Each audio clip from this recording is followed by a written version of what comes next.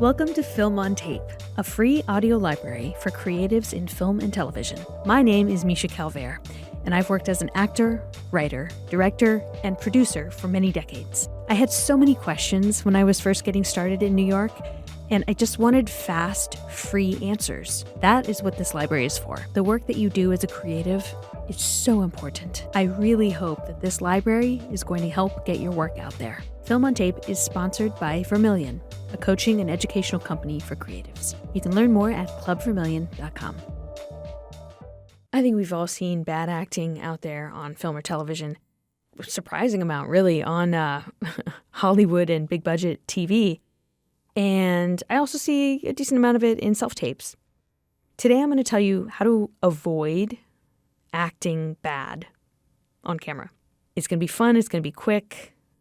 It's one of my favorite topics, acting in general. I was theatrically trained, and so I do understand the difficulty in moving from stage acting to on-camera acting. It's not a simple jump, but it is totally achievable. The first thing that you need to do to avoid bad acting on camera is to act less on camera. The camera, it doesn't really like acting, actually, because it's a microscope and a magnifying glass, and it sees acting, and it sees that acting is fake. So the best thing that you can do is just allow yourself to exist. First and foremost, allow yourself to exist on camera. And really allow, without judgment, without shame, just allow yourself to be seen and be witnessed by the camera. And then, of course, the spine of acting is the same. You have something that you want from the other person, and you're using different emotional tactics to get it, sometimes physical tactics. But the levels of acting that are required on stage, it's just too much for the camera. Imagine the camera is really staring at you, really super close, and they're very super sensitive and super smart. And so you can just blow it out with stage acting. So try not to act at all, actually. And whatever you want from the other person, your real government name, you are going after it.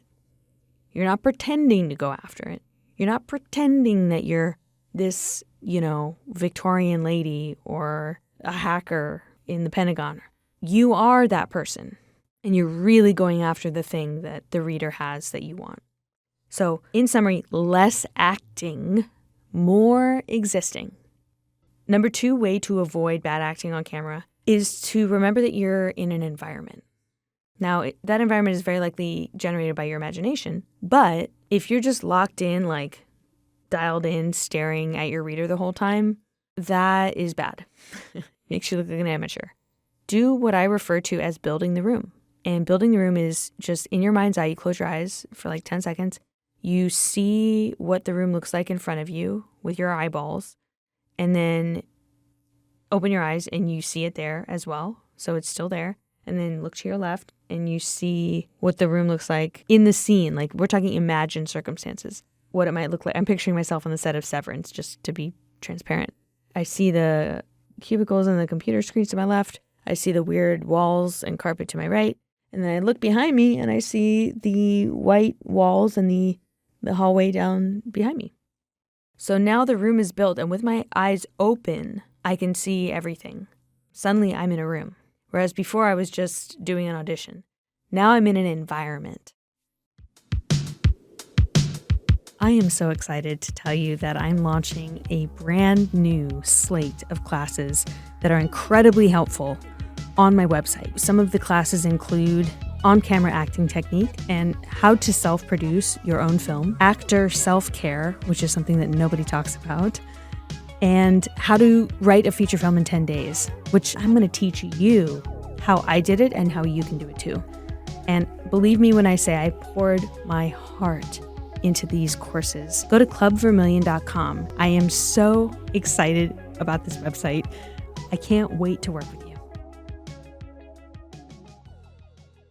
And that environment is going to really do a lot of lifting for the audition that I'm doing. Now, of course, if you're on set, you're helped out by the location, by the props, by the costumes, the lighting, everything, right? But if you're just self-taping, you really have to rely on your mind's eye to build the room for you. Now, the exceptions for this are every once in a while I'll meet an actor who literally can't, in their mind's eye, envision something. Like their brain just, it doesn't work like that. Like they have no internal canvas. When they close their eyes, they can't visually see anything. Then in that case, you can like try and arrange your house in a way that reminds you of what the set would look like. Or you can project onto your wall. I've heard of actors doing this, project what the room would look like. Or you can focus on the feeling that you have in your body when you're in that kind of a room.